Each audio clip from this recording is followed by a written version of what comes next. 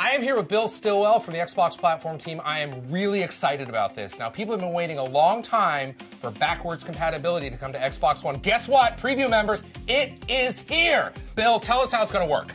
Thanks, Larry. Yes, backward compatibility for Xbox One is here. And what we've done is, in order to make this happen, which we didn't think was initially possible, we went ahead and actually built a virtual 360 all entirely in software. And then we take the old 360 games, put them in the emulator, and then we run it through emulation. That's really interesting because, I mean, that's based on the original Xbox One architecture where you had to do a lot of fancy stuff with the different operating systems, and we're seeing it happen right now. Now, Bill, behind us I see we've got Borderlands, incredibly popular on Xbox 360, but this is actually running on Xbox One. That's correct. Borderlands is one of my favorite games, and so this is one of the first titles we pulled through. And as you can see, this is the 360 game, right, complete.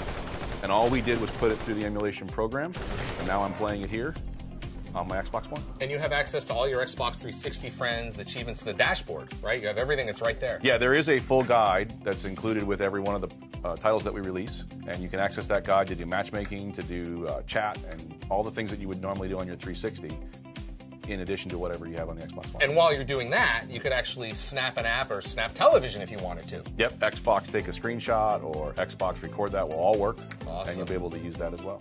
All right, Bill, let's talk about achievements. Very important to the Xbox community. How is that going to work with Xbox 360 achievements? These are still Xbox 360 achievements. You're still using an Xbox 360 game save, your cloud saves, carrying across just like it would from console to console. So you're only earning the 360 achievements. You're not able to earn them twice. So if I got them earlier, you know, before Xbox One launched or even after, then I've already got them. You've already got them.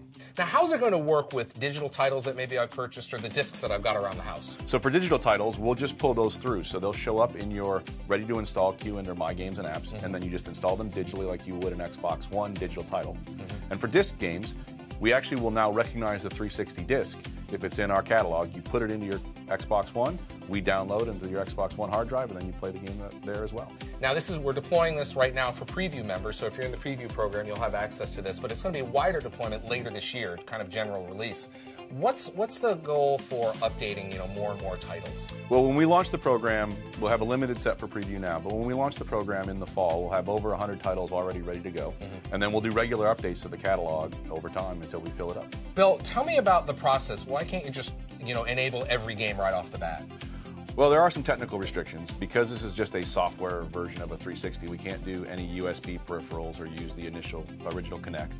But beyond that, all we do is take what we decide are the right games, put them in through the program, package them, and then we can distribute them to the catalog. And really, the only thing that stops us is getting the legal permissions for things like licenses that may have changed over time or whatever the case may be.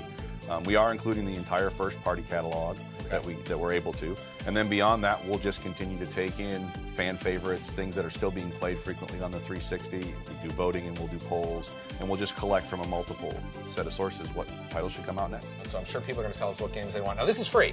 Correct, it is free. There's no charge for this. You're going to be able to, using the games you already have on Xbox 360, once you guys work and run them through the emulator, I'll be able to download them and away I go. Yep, absolutely. Fantastic. Bill Stillwell from the Xbox platform team. Bill, thanks for joining me. Thank you, Larry.